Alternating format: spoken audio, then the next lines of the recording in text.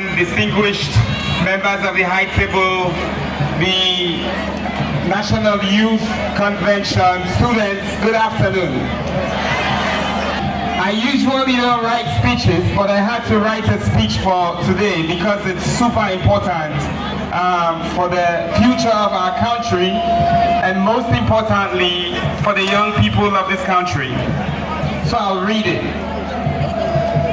My speech is titled Emergence of a New Era of Politics in Sierra Leone, Powered by Youth. As the generational influence of our founding fathers waned in the twilight of post-colonial democracy, many African states were left with leaders who, like their fathers before them, lived in the bubble removed from the ordinary citizens.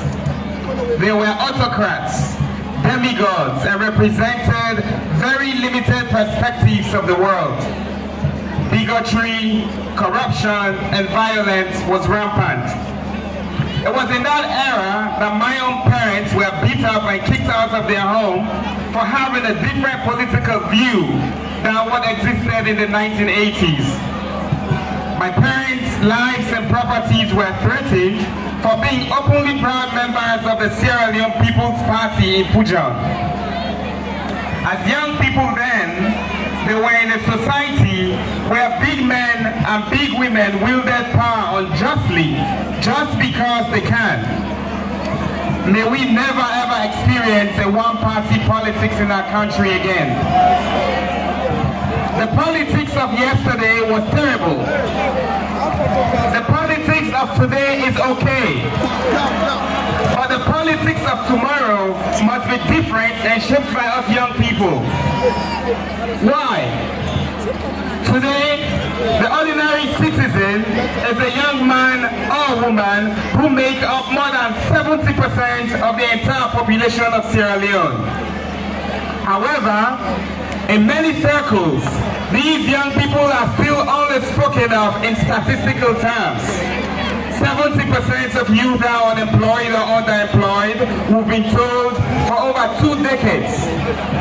In other circles, they refer to young people as lazy, disruptive, and a bum. To cover this sad view, youth who are seen as tools to be used for political power by bad politicians are appeased via pretenses, and a few are compensated with positions. Unfortunately, many of those at the table are not decision makers and continue doing the dirty dishes of those bad politicians. Check all the casualties in political protest and unrest. The bodies of our brothers and sisters are literally left on the line. This must stop. This has to stop. But for that to happen, we, the young people, must rise up and take responsibility of our future. If not for ourselves, but we owe it to our children.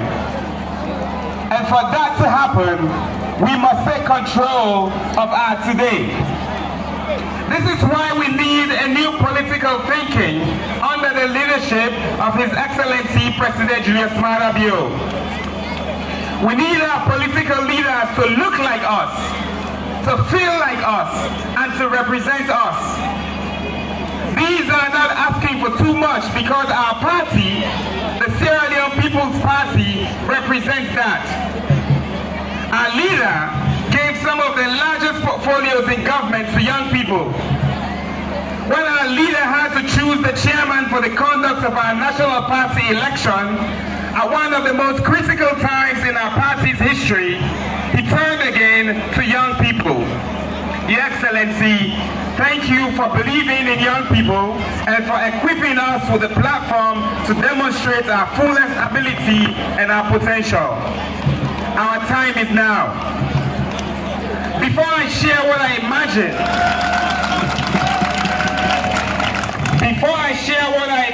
the future can and should look like based on our today, please allow me to give a brief history of our party, the Sierra Leone People's Party. A party we're all proud to be a part of and to serve. a party founded in 1951 was formed based on principles of inclusion, social equity, unity, and democracy. Free quality school education and radical inclusion did not start today. They started in 1951. This is why we must be grateful to Presidentbio for bringing back our party back to its ideals and back to its roots. The SLPP was formed when two organizations merged. Those organizations were called the Protectorate Educational Progressive Union and the Sierra Leone Organizational Society. They might sound like organizations still needed today.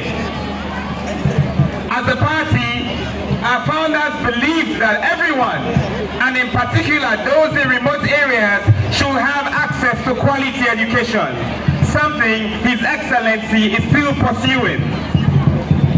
The first female cabinet minister in the entirety of Sub-Saharan Africa, Madam Ella Koblo-Gulama, was a founding leader and part of the SLPP. It took us